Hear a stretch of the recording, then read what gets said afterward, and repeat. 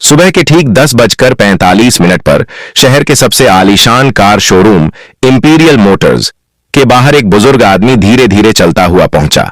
सफेद कुर्ता पायजामा, कंधे पर पुराना कपड़े का झोला और आंखों में शांति। शोरूम की कांच की दीवारों के पीछे चमचमाती नई गाड़ियां रखी थीं। BMW, ऑडी, मर्सिडीज, सबकी कीमत करोड़ों में। जैसे ही बुजुर्ग अंदर गए, गार्ड ने तुरंत रास्ता रोक लिया। अरे बाबा, आप यहां कैसे आ गए? बाहर पार्किंग में बैठ जाइए, अंदर सिर्फ ग्राहक आते हैं। बुजुर्ग ने मुस्कुराकर कहा, बेटा, मैं ग्राहक ही तो हूं, अंदर मैनेजर से मिलना है, एक कार देखनी है। गार्ड ने साथ खड़े दूसरे सिक्योरिटी से हंसते हुए कहा, सुना, बाबा कार खरीदने आए हैं। कौन सी, साइकिल वाली? दोनों हंस पड़े।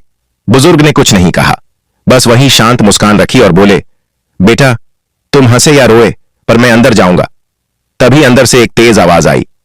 क्या हंगामा मचा रखा है बाहर? आवाज थी कृतिका सिंह, शोरूम की सीनियर सेल्स एग्जीक्यूटिव। वो हाई हील, ब्लैक सूट और टैबलेट पकड़े हुए निकली। उन्होंने बुजुर्ग को सिर से पैर तक देखा और हल्का सा ताना मारा, बाबा, यह शोरूम कार बेचता है, चाय नहीं। आपको शायद गलत जगह आना था। बुजुर्ग ने विनम्रता से कहा, नहीं बेटी, मैं सही जगह आया हूं, मुझे यहां की सबसे महंगी कार देखनी है। कृतिका हंसी नहीं रोक पाई। Oh really? हमारे पास सबसे महंगी कार ऑनरेलियस X9 है, कीमत 3.5 करोड़। आप कैश में देंगे या चेक से? बुजुर्ग ने कहा, पेमेंट की चिंता मत करो, पहले कार दिखा दो।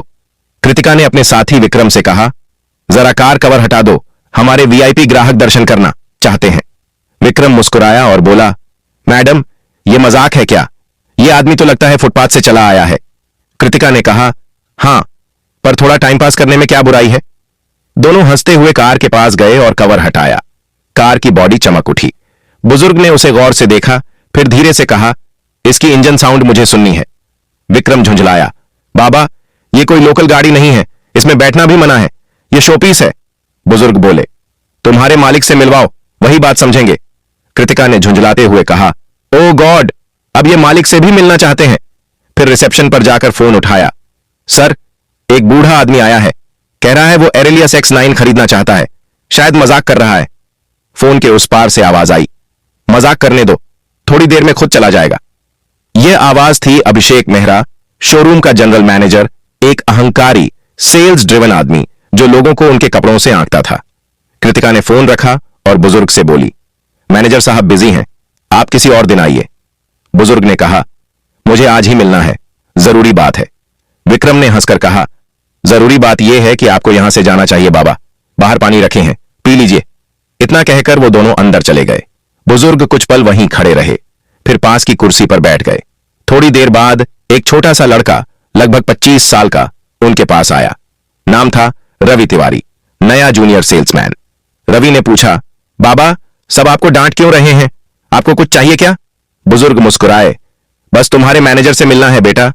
रवि ने कहा, ठीक है, मैं कोशिश करता हूं। वो भागा भागा मैनेजर के ऑफिस में गया। सर, बाहर एक बुजुर्ग हैं, कहते हैं कार खरीदनी है। मैंने देखा, वो गरीब लगते हैं, पर बात में सच्चाई है। अभिषेक ने आंखें उठाई, रवि, तुम नए हो, यहां हर महीने 100 लोग ऐसे आते हैं, तुम्हारा काम है असली खरीदार पहचानना। अब जाओ और उसे बाहर भेजो। रवि ने झिझकते हुए कहा, पर सर, अगर वो सच में। अभिषेक ने बीच में काटा, enough, don't argue, do your job. Ravi बाहर आया। बुजुर्ग अब भी शांत बैठे थे। उसने धीरे से कहा, बाबा, उन्होंने कहा आप बाद में आइए, वो अभी बिजी हैं। बुजुर्ग ने सिर हिलाया, ठीक है बेटा, जब समय सही होगा तब मुलाकात खुद हो जाएगी। रवि ने हैरानी से पूछा, आपका नाम क्या है? बुजुर्ग ने मुस्कुराकर कहा, नाम जानने का वक्त अभी नहीं आया बेटा। और इतना कहकर उन्होंने अपनी झोली से एक छोटा सा सील बंद लिफाफा निकाला। रवि से बोले, ये अपने मैनेजर को देना, लेकिन जब वो अकेले हों। रवि ने लिफाफा लिया। क्या इसमें? बुजुर्ग ने कहा, जवाब उसमें मिलेगा, बस दे देना।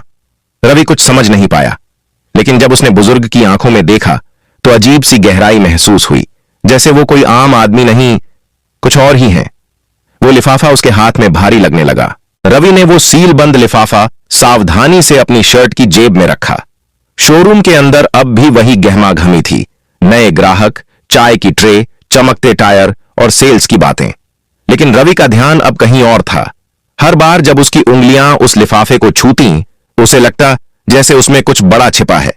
करीब आधे घंटे बाद शोरूम थोड़ा शांत हुआ। अभिषेक मेहरा अपने केबिन में अकेले था। रवि ने हिम्मत जुटाई और अंदर चला गया। सर। हां रवि, अब क्या हुआ? अभिषेक ने बिना सिर उठाए जवाब दिया। वो जो बुजुर्ग थे ना, उन्होंने ये लिफाफा आपको देने को कहा है। बोले थे अकेले में देना। अभिषेक ने मुस्कुराकर कहा। क्यों, इसमें क्या लिखा है? दान का आवेदन? फिर लिफाफा ले लिया, सील तोड़ी। अंदर सिर्फ एक सफेद शीट थी, उस पर नीले इंक से कुछ पंक्तियां टाइप की हुई थीं। प्रिय श्री अभिषेक मेहरा, आज आपके व्यवहार से मैंने बहुत कुछ समझा। कल सुबह 10 बजे मैं ऑरेलियस ग्रुप के हेड ऑफिस में मिलूंगा। वहां तय होगा कि इंपीरियल मोटर्स का भविष्य किसके हाथ में रहेगा। एस शेखावत। अभिषेक का चेहरा तुरंत सख्त हो गया। उसने दोबारा नाम पढ़ा, एस शेखावत। उसका माथा सिकुड़ गया। यह नाम कहीं सुना है, वह बुदबुदाया। अचानक उसे याद आया, ऑरेलियस ग्रुप वही कंपनी थी जिसके फ्रेंचाइज पर यह पूरा शोरूम चल रहा था, और एस शेखावत वही शख्स थे जो इस ब्रांड के फाउंडिंग डायरेक्टर में से एक थे, लेकिन पिछले कई सालों से पब्लिक में दिखाई नहीं दिए थे। अभिषेक ने झटके से इंटरकॉम उठाया। कृतिका, जल्दी मेरे केबिन में आओ।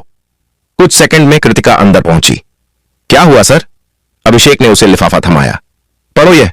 पता है, ये वही बुजुर्ग थे जो सुबह आए थे, और यह नाम शेखावत। क्या तुम समझती हो इसका मतलब? कृतिका ने पढ़ा और चेहरा फीका पड़ गया। सर, मतलब वो हमारे... हां, अभिषेक ने टेबल पर हाथ मारा। वो हमारे फ्रेंचाइज ओनर में से एक हैं, और हमने उन्हें बाहर बैठा दिया। कृतिका की आवाज कांप गई। अब क्या करेंगे सर? अगर उन्होंने रिपोर्ट कर दी तो... अभिषेक ने गहरी सांस ली। कुछ नहीं होगा, अभी तक उन्होंने सिर्फ चेतावनी दी है। कल तक मैं सब ठीक कर दूंगा। कृतिका बोली। पर कैसे? जो लोग ऊपर तक पहुंचते हैं वो हर झटका झेलना जानते हैं। कल जब वो आएंगे मैं सॉरी बोल दूंगा। थोड़ा इमोशनल ड्रामा, थोड़ा फ्लैटरिंग, सब ठीक हो जाएगा। कृतिका ने सिर हिलाया। लेकिन सर, अगर उन्होंने सीधा कॉर्पोरेट टीम को बोल दिया तो? अभिषेक ने मुस्कुराया। तब भी मेरे पास एक प्लान है। उनके उम्र दराज होने का फायदा उठाया जा सकता है। अगर उन्होंने कोई क्लेम किया तो मैं कह दूंगा कि कोई फेक आदमी उनका नाम इस्तेमाल कर रहा था। पुरानी ट्रिक है, काम करेगी। कृतिका चुप हो गई। वो जानती थी सर का कॉन्फिडेंस कई बार अहंकार की हद पार कर जाता है। इसी बीच रवि बाहर खड़ा सब सुन रहा था। वो अंदर नहीं गया, पर दरवाजे की ओट में हर शब्द उसके कानों में पड़ा। उसे अंदर से गुस्सा आया। उसने सोचा, इन लोगों ने कल भी गलती की थी और आज भी झूठ से ढकने की कोशिश कर रहे हैं। रात को रवि घर नहीं गया। वो शोरूम के पीछे वाले छोटे ऑफिस में ही रुका। कंप्यूटर पर बैठकर उसने ऑरेलियस ग्रुप की वेबसाइट खोली। फिर contact board of directors section में जाकर एक ईमेल लिखा। Subject, important about mister S Shekhawat के इंपीरियल मोटर्स में आने का अनुरोध। प्रिय सर, आज एक बुजुर्ग व्यक्ति आए थे जो खुद को श्री शेखावत बताते हैं। स्टाफ ने उनके साथ अनुचित व्यवहार किया, उन्हें शोरूम से लगभग बाहर निकाल दिया गया। मैं यह मेल इसलिए लिख रहा हूं ताकि सच आपके सामने पहुंचे। Ravi Tiwari, junior sales executive. उसने मेल भेज दी। दिल धड़क रहा था, पर आत्मा हल्की लग रही थी। अगली सुबह 10 बजे शोरूम के गेट पर वही बुजुर्ग फिर आए, पर इस बार अकेले नहीं थे। 4 गाड़ियां पीछे पीछे रुकीं। काले सूट पहने कुछ अधिकारी उतरे। गार्ड सन्न रह गया। कृतिका और विक्रम के चेहरे से रंग उड़ गया, और अभिषेक मेहरा, जिसकी मुस्कान कल तक इतनी तेज थी, अब उसके होंठ सूख गए थे। बुजुर्ग सीधे अंदर आए और बोले, श्री अभिषेक मेहरा कहां हैं? उनकी आवाज में अब कोई नरमी नहीं थी। वो आवाज आदेश थी। पूरा शोरूम खामोश था। कांच की दीवारों में सिर्फ उनके कदमों की आवाज गूंज रही थी। अभिषेक धीरे धीरे अपने केबिन से निकला, चेहरे पर बनावटी मुस्कान चिपकाए हुए। नमस्ते सर, उसने जल्दी से हाथ जोड़ते हुए कहा। कल जो हुआ वो एक गलतफहमी थी सर, स्टाफ को। बस, शेखावत ने हाथ उठाकर रोक दिया। उनकी आंखों में सीधी ठंडक थी। गलती सिर्फ स्टाफ की नहीं थी मेहरा साहब, गलती आपके चरित्र की थी। अभिषेक सकपका गया। सर, मैं कसम खाकर कहता हूं, कसमें बाद में खाना। शेखावत की आवाज और गहरी हो गई। पहले यह बताइए, जब कोई आदमी साधारण कपड़ों में आता है तो आप उसे ग्राहक नहीं मानते? कृतिका और विक्रम एक कोने में खड़े सब सुन रहे थे।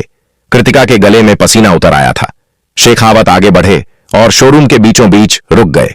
उन्होंने चारों तरफ देखा। हर कर्मचारी सिर झुकाए खड़ा था। यह वही शोरूम है जिसे मैंने 20 साल पहले शुरू किया था, उन्होंने कहा। तब यहां सिर्फ 2 गाड़ियां थीं और 5 लोग। हमने एक सपना देखा था कि ग्राहक चाहे किसी हालत में आए उसे सम्मान मिलेगा। लेकिन अब, उन्होंने ठहरकर अभिषेक की तरफ देखा, अब यहां सिर्फ अहंकार बिक रहा है। अभिषेक की आवाज कांपने लगी। सर प्लीज हमें एक मौका दे दीजिए, कल का दिन सच में बहुत बुरा था। हां, शेखावत बोले, लेकिन बुरे दिन इंसान को पहचानने का काम करते हैं, और कल मैंने तुम्हें पहचान लिया। इसी बीच उनके साथ आए अधिकारी ने फाइल टेबल पर रखी। उसने कहा, सर हमने कल की पूरी सीसीटीवी फुटेज देखी है, सब कुछ रिकॉर्ड में है। अभिषेक के चेहरे का रंग उड़ गया। कृतिका की सांस अटक गई। शेखावत बोले, मैंने वीडियो देखा है, तुम लोग हंस रहे थे, ताने मार रहे थे, और एक बुजुर्ग ग्राहक को बैठने तक नहीं दिया गया। क्या यह है तुम्हारा ब्रांड वैल्यू? अभिषेक ने सिर झुका लिया। सर मैं मानता हूं मुझसे गलती हुई, मैं नहीं। शेखावत ने बीच में काटा, अब गलती मानने का वक्त नहीं, अब जवाब देने का वक्त है। उन्होंने पीछे खड़े रवि की ओर इशारा किया। आओ बेटा। रवि चौंका, धीरे धीरे आगे बढ़ा। शेखावत ने मुस्कुराकर कहा, यही है वो लड़का जिसने मुझे झूठ से नहीं सच से मिलवाया, जिसने मेरी बेइज्जती छिपाने की कोशिश नहीं की बल्कि मुझे सच्चाई बताई। पूरा स्टाफ स्तब्ध था। कृतिका फुसफुसाई, रवि ने मेल किया था? शेखावत ने अभिषेक की ओर देखा। जानते हो मेहरा, तुम्हारे शोरूम में सबसे निचले पद पर बैठा इंसान ही सबसे ऊंचा निकला। फिर उन्होंने फाइल खोली और बोले, आज से इंपीरियल मोटर्स की मैनेजमेंट स्ट्रक्चर बदल दी जा रही है। अभिषेक मेहरा, आप सस्पेंड किए जाते हैं तत्काल प्रभाव से। अभिषेक हक्का बक्का रह गया। सर प्लीज, मेरी फैमिली है, मेरा करियर। तुम्हारा करियर नहीं खत्म हो रहा, शेखावत शांत स्वर में बोले। बस अब तुम्हें असली काम समझना होगा। अब तुम अगले 6 महीने सर्विस सेक्शन में काम करोगे, गाड़ियों की धूल साफ करोगे, ग्राहकों की चाय लाओगे और सीखोगे कि असली इज्जत क्या होती है। शोरूम में सन्नाटा फैल गया। कृतिका की आंखों में आंसू थे। शेखावत ने उसकी तरफ देखा।